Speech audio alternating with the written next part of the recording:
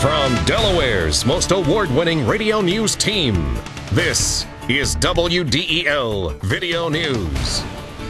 Here's Chris Carl. Among Delaware's top stories for Friday, February 8th, weighing the pros and cons of wind power, concerns over proposed school closings, and county police thrown a bone.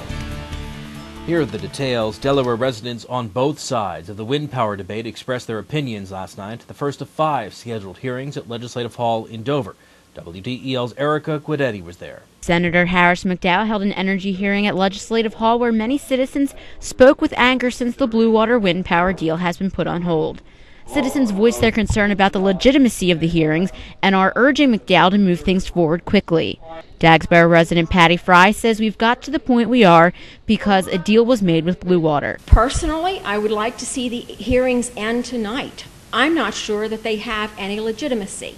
You know, voters do not get to vote after the polls are closed. Fry added if these hearings are about other companies getting involved, then another bidding opportunity should be made separately. Lieutenant Governor Carney says that these hearings are legitimate. Members of the Senate have told me they have questions to ask. As long as they conduct the hearings deliberately and make a decision expeditiously, I think the interests of the public can be served. But we need to make sure that that they are being serious about listening to the testimony and moving expeditiously to make a decision. University of Delaware professor Charles Bonslet is one of only a handful of people who does not think wind power is a good idea for Delaware. The winds vary. I mean, sometimes the wind is blowing a lot, sometimes it's blowing not at all.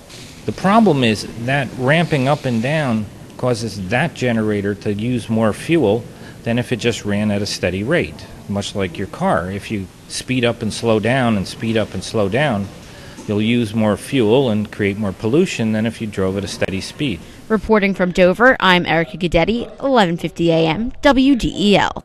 Residents expressed concerns about proposed school closings in the Brandywine School District. WDEL's Jim Hubmaster reports. Those who attended a public meeting at Tally Middle School Thursday night said they worried about the effect changing schools might have on students at the schools targeted for closing and said the planned closings are making homes in the area harder to sell. School board members are mulling whether to close Darley Road and Carcroft Elementary and Hanby Middle Schools or just closing Darley Road Elementary and Hanby. Another public meeting on the proposals is set for Monday, and the board will vote on them February 25th. Wilmington police are looking for a Newcastle man who will be charged with murder. Otis Phillips is wanted for the fatal shooting of Christopher Palmer last month. Police found Palmer shot in the head January 27th at a home on Locust Street, which may have been operating as an illegal nightclub. A Wilmington firefighter settles her lawsuit with the city. WDEL News continues in a moment.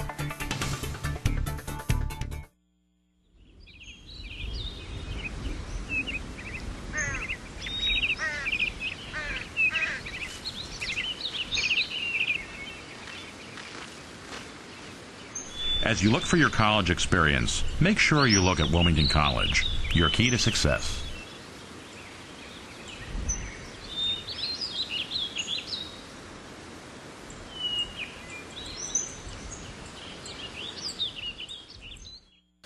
Wilmington families in temporary shelter after fire destroyed their home this morning. No one was hurt in the fire at 507 North Rodney Street, but the home suffered heavy fire damage on all 3 floors. A neighboring home has smoke and water damage. No word yet on a cause. A Wilmington firefighter has been paid more than $78,000 to settle her sexual harassment lawsuit against the city.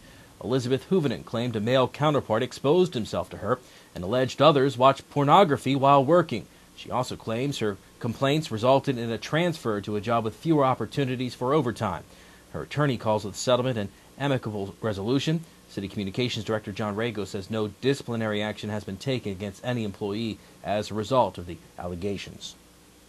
Attorney General Beau Biden is asking legislative budget writers for nearly $31 million for the Department of Justice in the next fiscal year. That's about $1 million more than the amount proposed by Governor Minner.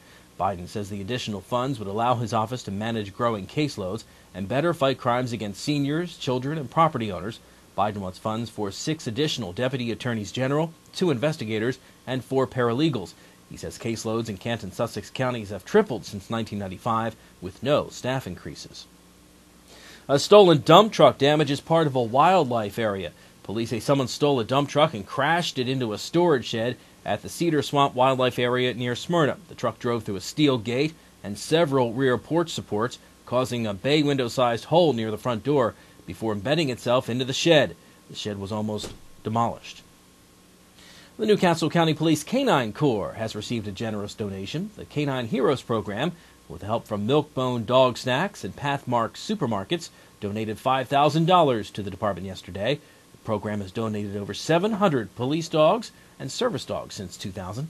The donation will be used to fill the department's need for a dog with the ability to sniff out drugs. One of the department's dogs, a 5.5-year-old German Shepherd, recently had to retire from duty for medical reasons. A surprise move from the Eagles. WDEL Sports and your Delaware AccuWeather forecast coming. When it comes to flooring, great style doesn't have to be expensive, especially when you shop at Carpet One Floor & Home. Our 1,000-store buying power gives you the best prices on hardwood, carpet, tile, laminate, and more, including brands you'll find exclusively at Carpet One Floor & Home, like Liz Claiborne Home, Good Housekeeping with Resista, and Lee's, all with guaranteed installation and no payments for 1 year. See how easy it is to find your perfect style. Shop in store, online, or in-home, only at Carpet One Floor & Home. I'm Peter MacArthur. I'm Melanie Armstrong, and here are Delaware's top stories at the top of the hour. The most complete coverage of the news that matters in Delaware. Every weekday morning, 5:30 till 9 on 1150 AM WDEL.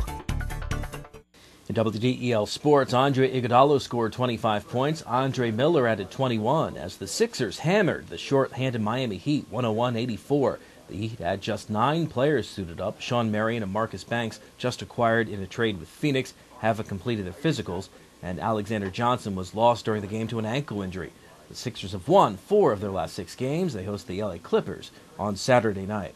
The Delaware women's basketball team pulled off a shocker, downing VCU 42-37 at the Bob. Somehow the Blue Hens downed the Rams while shooting just 25% from the field, but they held VCU scoreless for the final 8 minutes of the game and evening their conference record to 5-5. The 42 points was the lowest point total ever in a victory for Delaware. And the Eagles have put the franchise tag on tight end L.J. Smith, who would have become a free agent February 29th. Smith can still receive offers from other teams, but the Eagles have 7 days to match the offer, and the team that signed Smith would have to give up 2 first-round picks, making it unlikely he'll receive any offers. Smith was slowed by injuries in 2007. Your WDEL Delaware AccuWeather forecast: sun and clouds for today, a high of 50. Increasing clouds tonight, low 34.